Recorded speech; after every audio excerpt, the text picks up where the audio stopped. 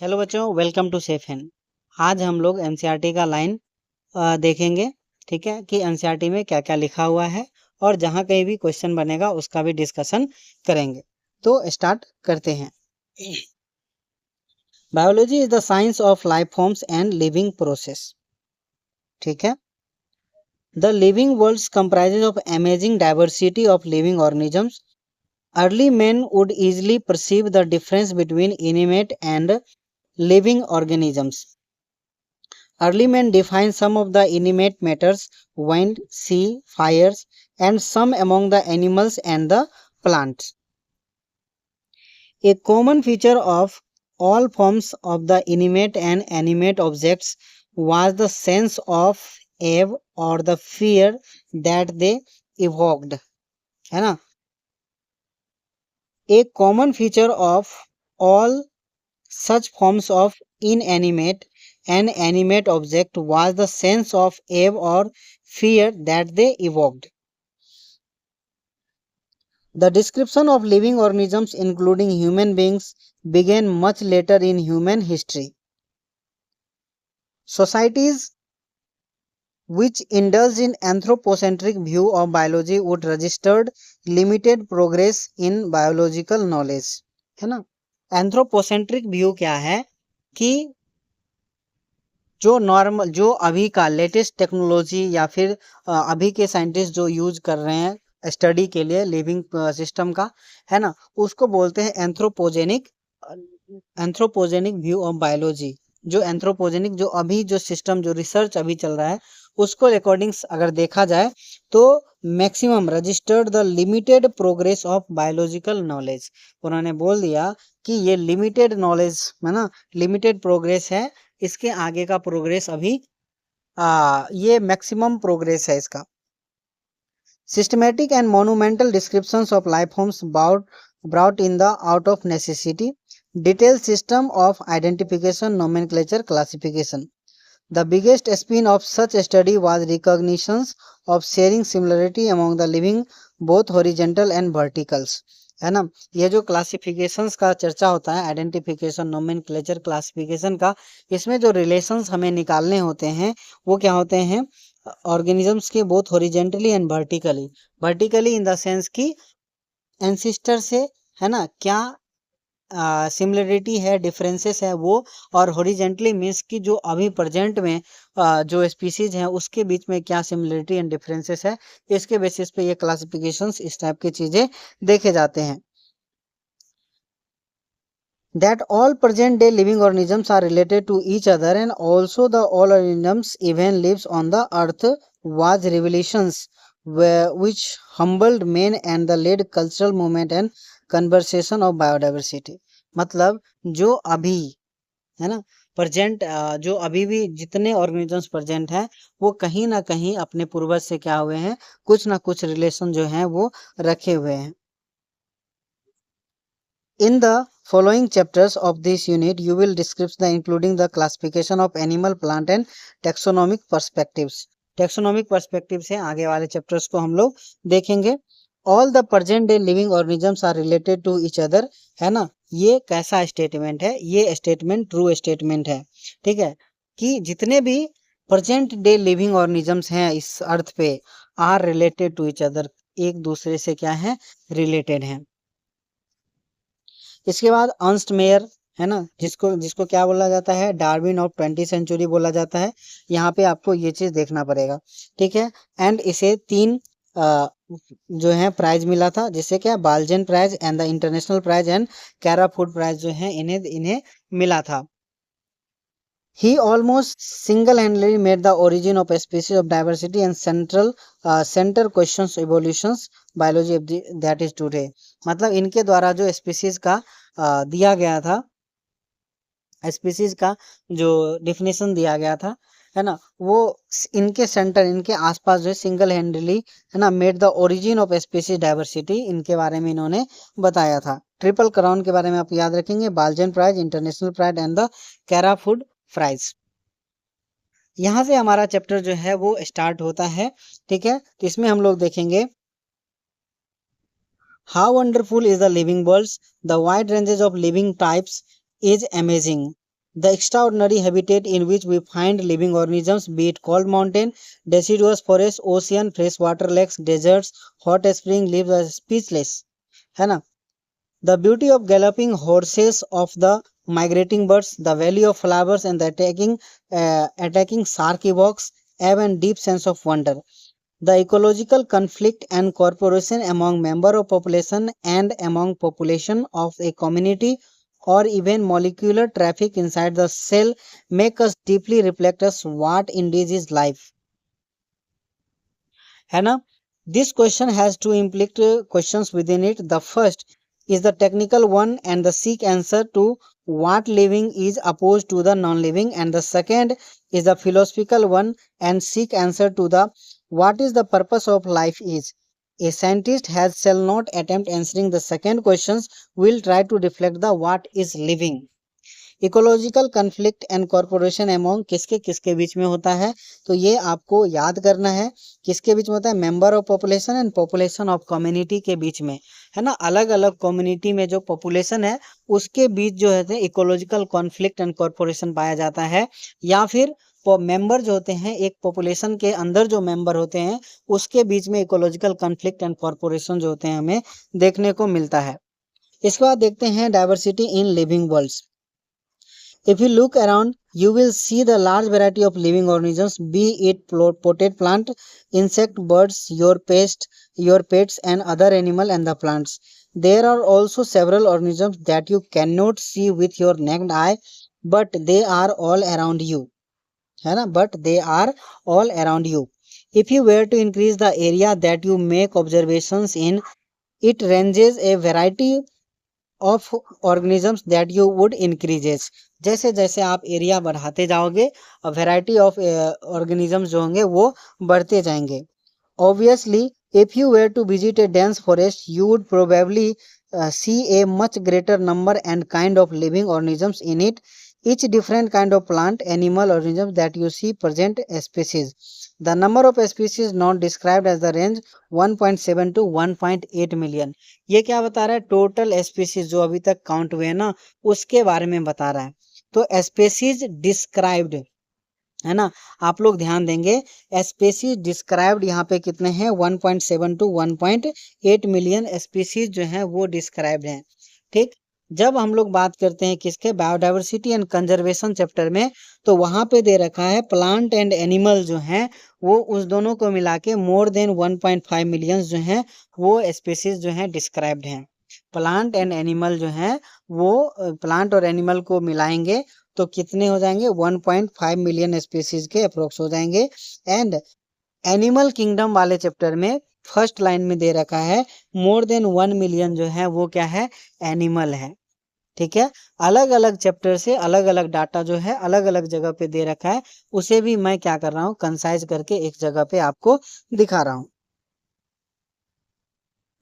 ठीक है, this refers the biodiversity और the number and types of organisms present on the earth. We should remember here that as we explore new area or even old ones, new organisms are continuously being identified. As stated earlier, there are millions of plant and animals in the world. है ना, वो data के बारे में millions of plants and animals in the world. We know the plant and animal in our own area by the local names. These local names would vary from place to place, even within a country. Probably you will recognize the confusion that would be created if we did not find a way to make means to make talk each other to refer the organisms we are talking about. Hence, there is a need of standardize the naming of living organisms, such as particular organisms is known by the same name all over the world. एक name से all over the world सभी को क्या किया जाएगा? जैसे किसी plant का नेम अगर इंडिया में है ना जो है वही नेम जो होगा ऑल ओवर वर्ल्ड आपको सेम नेम देखने को मिलेगा। ये बात कर रहा है यहाँ पे। This process is called nomenclature. इस प्रोसेस का नाम क्या दिया गया? नोमेनक्लेचर्स। ऑब्वियसली नोमेनक्लेचर और naming is only possible when the organisms is describe correctly. We know to what organisms is named is attached to, है ना। किस ऑर्गेनिज्म के साथ कौन सा नाम अटैच किया गया है, ये हम तब कर सकते हैं, पता कर सकते हैं। और अच्छे से नेमिंग तब होगा जब क्या होगा, उससे करेक्टली डिस्क्राइब्ड किया जाएगा। This is identification. इसको क्या नाम दिया गया है, इसे identification. Organism describe correctly help in identification. अगर ऑर्गेनिज्म को करेक्टली डिस्क्राइब कर दिया जाए तो आइडेंटिफिकेशन में मदद मिलेगा। In order to facilitate the study, number of scientists have established procedure and assigned scientific name to each known organisms. This is acceptable to the biologists all over the world. For plant, scientific names are being agreed principles and the criteria which provided the international code for botanical nomenclatures. देखिए ये यहाँ से एक प्यारा सा question बन सकता है कि इंटरनेशनल कोड फॉर बोटेनिकल नोमेनक्लेचर्स, है ना। एंड यहाँ पे जब जो एनिमल के लिए करते हैं तो international code of zoological nomenclature का बात किया गया है। हालांकि ये ग्रामेटिकल चीजें हैं, लेकिन एनसीईआरटी और एनटीए दोनों का अलग अलग अपना अपना मूड है, वो कहीं से भी क्वेश्चन बना सकता है। तो यहाँ पे जब बोटेनिकल के लिए यूज किया गया है, प्लांट के लिए, तो वहाँ पे 4 टर्म का यूज किया गया है।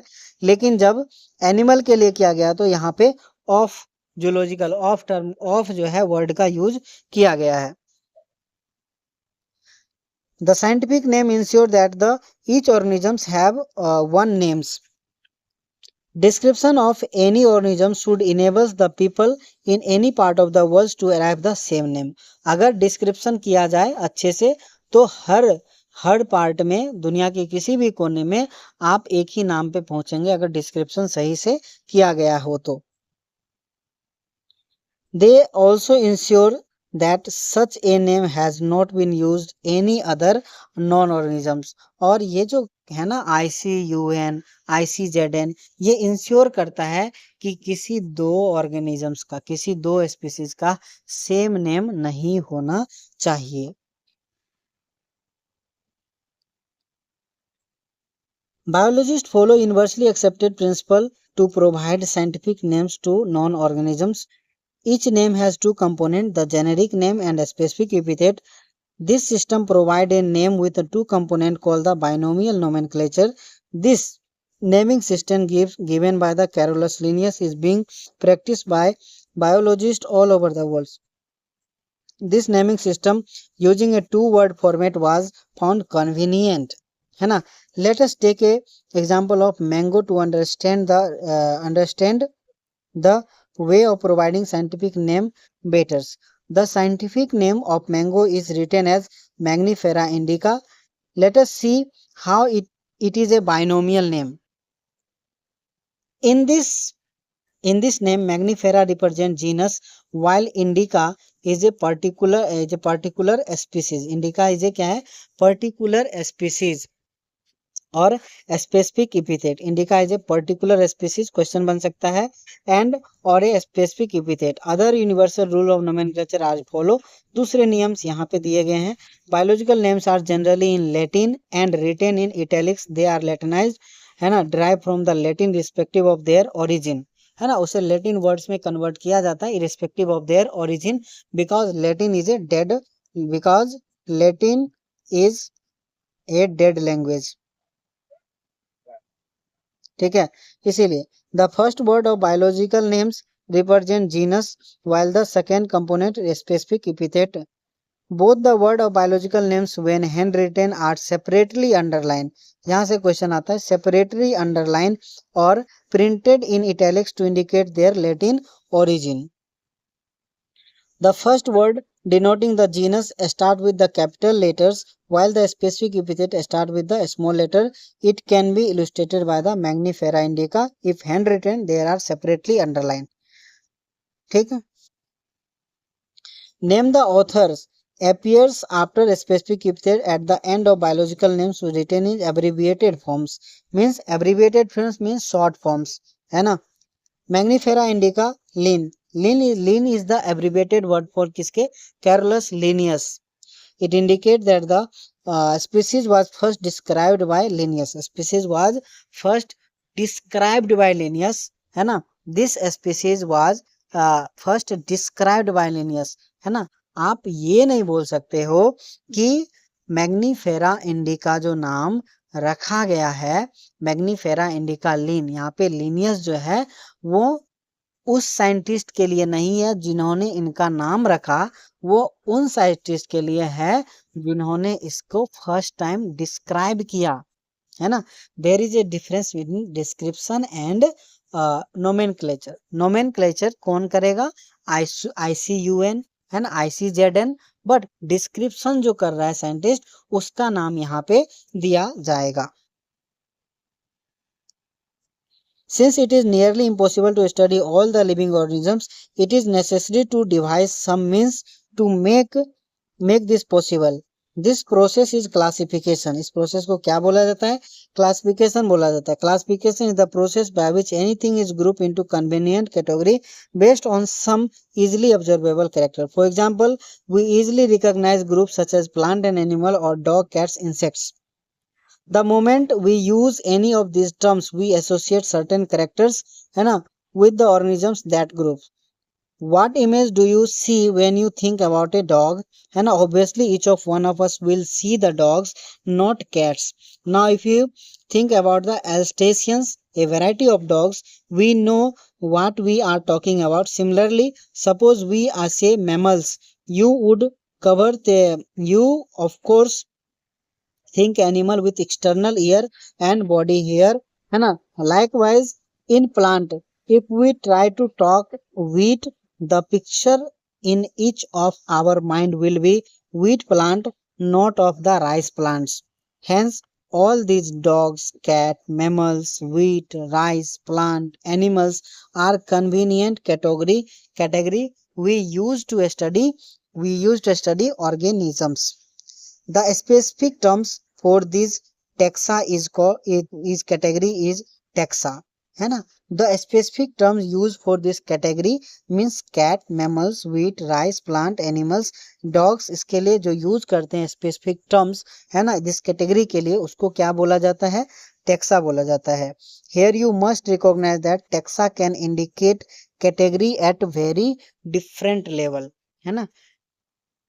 The taxa can indicate category. Taxa indicate करेगा category at very different level because dogs, cat, mammals, wheat are different taxa, है ना, है ना, at different level. Example, plant also form a taxa, wheat is also a taxa. Similarly, animals, mammals, dog also taxa, but you know dog is a mammals and mammals are animals.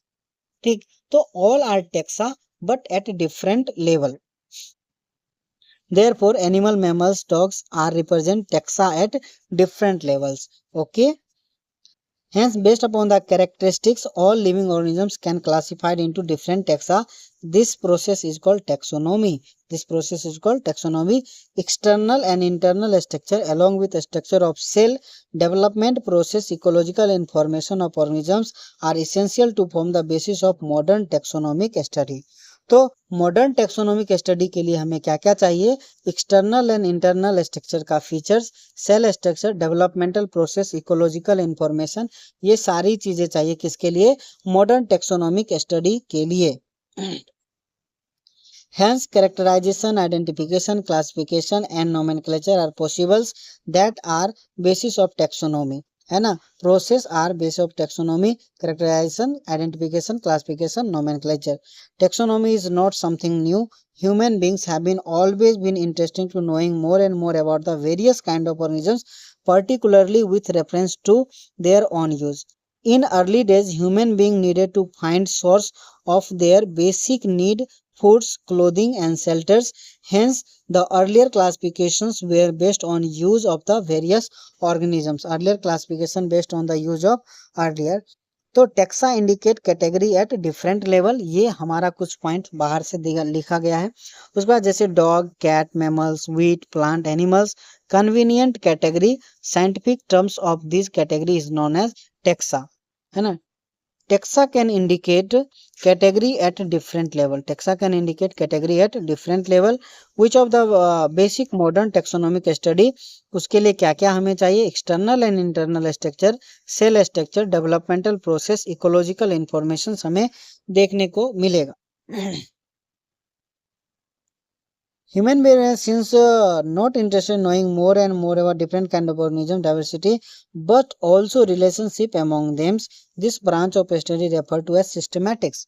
Systematics के अंदर जो उनके जो पहले जो feature पढ़ रहे थे वो तो है ही, है ना. Not only interested in knowing more and about of the different kind of organisms, मतलब अलग अलग ऑर्गेनिजम्स के बारे में हमें सिर्फ पढ़ना ही जो है वो नहीं है, बल्कि इन अलग अलग ऑर्गेनिजम्स के बीच में क्या क्या सिमिलरिटी है, क्या क्या कनेक्शंस बन रहे हैं, उनके रिलेशनशिप बन रहे हैं, उन्हें भी देखना होता है. उसको किस में काउंट करते हैं? सिस्टमैटिक्स में.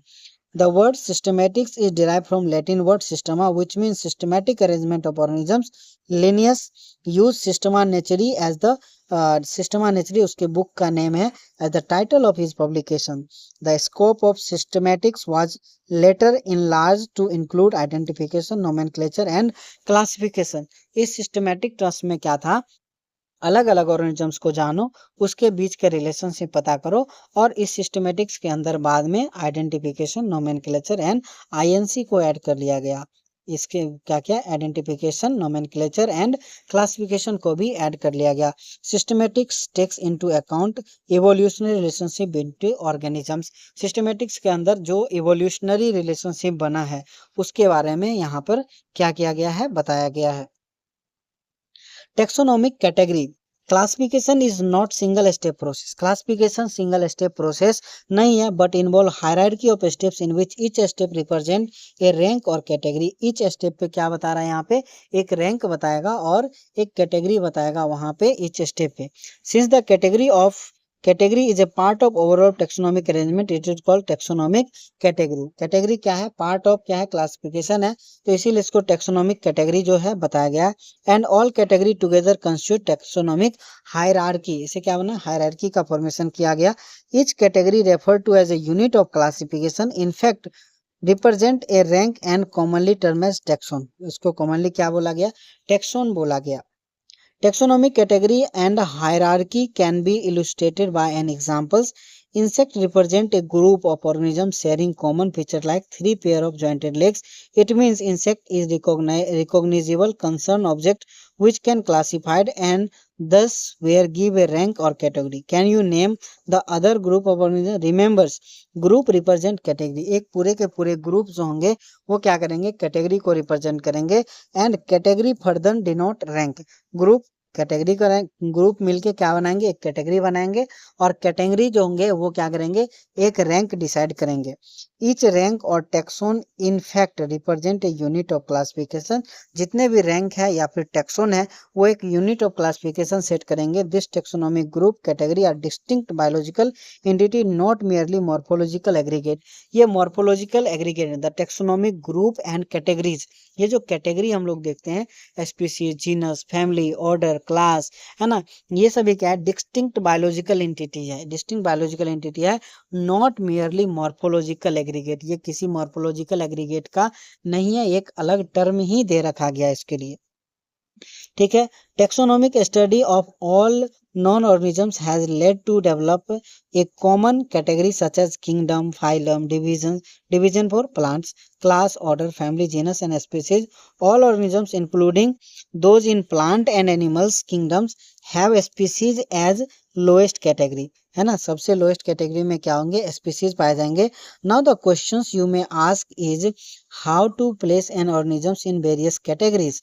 The basic requirement is knowledge of characters of an individuals or group of organisms.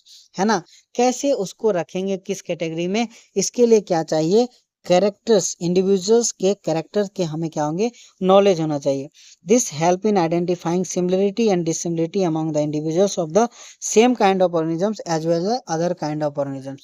अगर हमें उस ऑर्गेनिजम्स के क्या पता है कि उसके बीच में सिमिलरिटी एंड डिफरेंसेस पता करने के लिए उनके कैरेक्टर के बारे में हमें क्या होना चाहिए?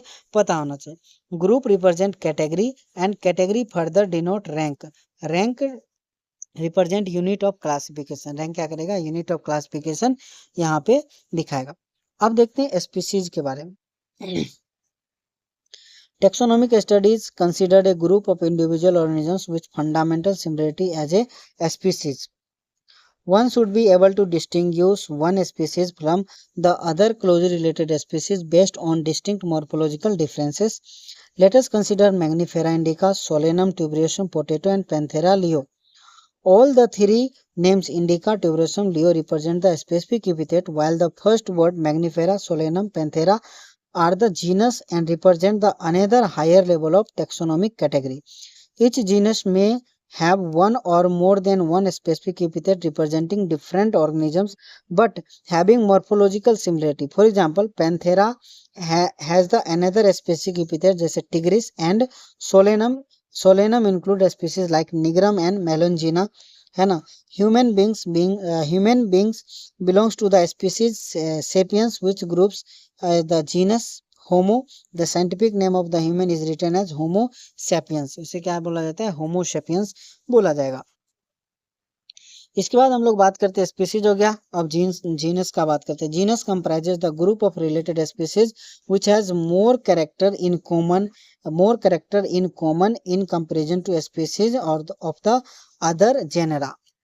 जो अलग एक जीनस जो बनेगा, है ना, जीनस जो बनेगा वो क्या होगा कि एक ऐसा जीनस होगा ना जिसमें बहुत सारे स्पीसीज आएंगे, लेकिन उसके बीच में जो कैरेक्टर सिमिलरिटी होंगे वो दूसरे जीनस के अलावा क्या होंगे?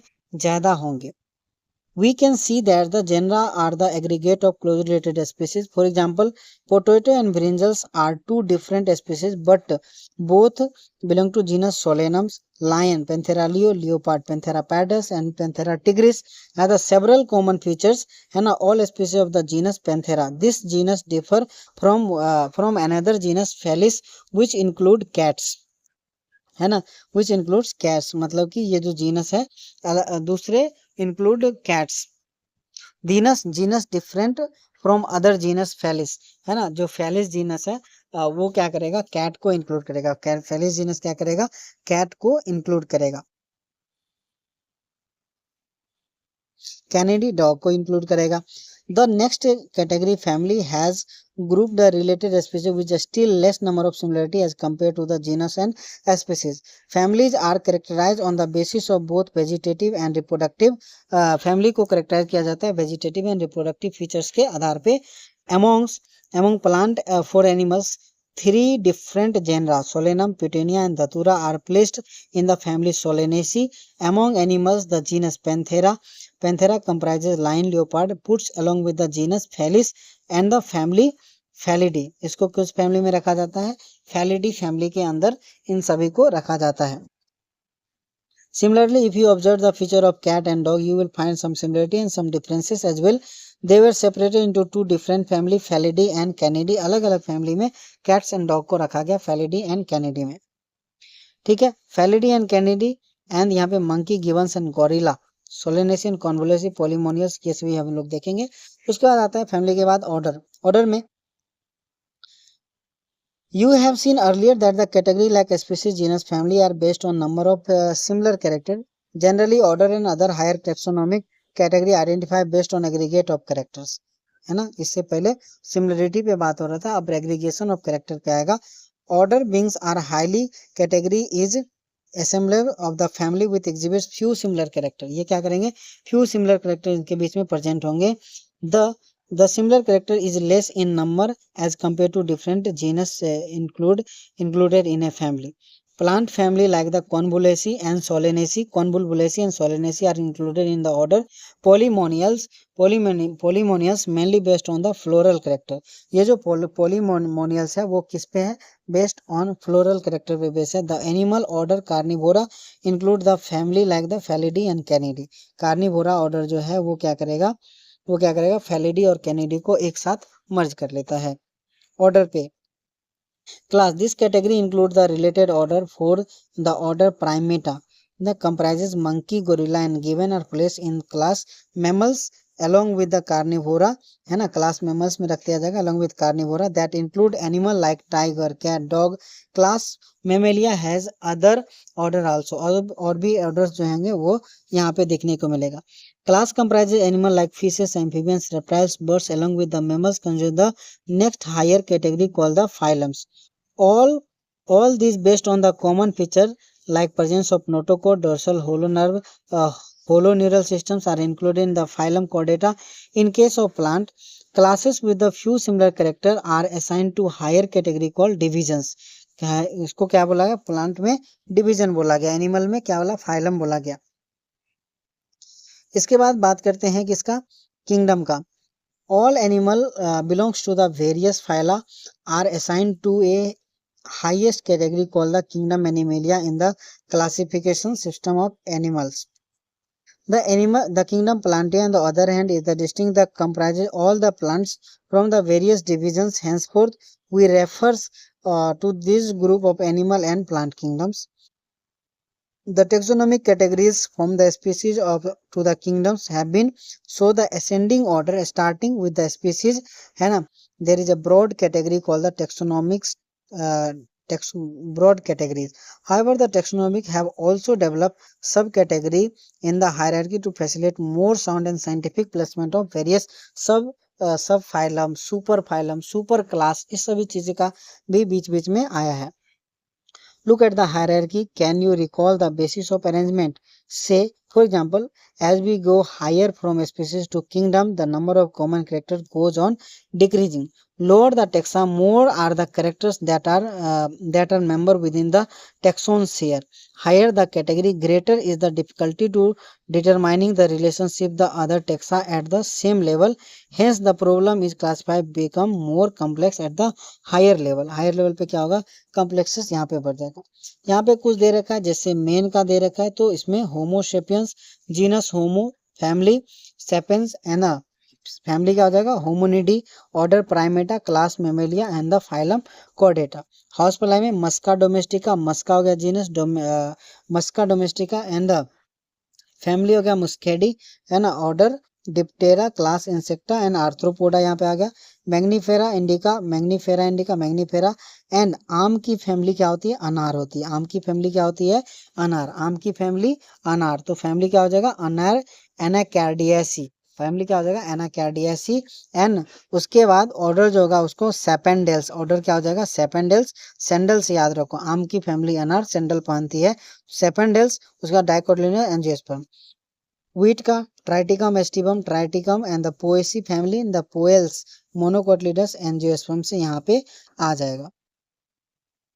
उसके बाद यहाँ पे समरी दे रखा है, तो taxonomic study help in agriculture, forestry, industry and the knowing our bio resources and the diversity. ये हमें समरी से देखने को मिलेगा. ठीक है, तो यहाँ पे हमारा क्या होता है, फर्स्ट चैप्टर खत्म होता है. इसके आगे हम लोग नेक्स्ट चैप्टर अगले दिन करेंगे. तब तक के लिए bye. Thank you so much.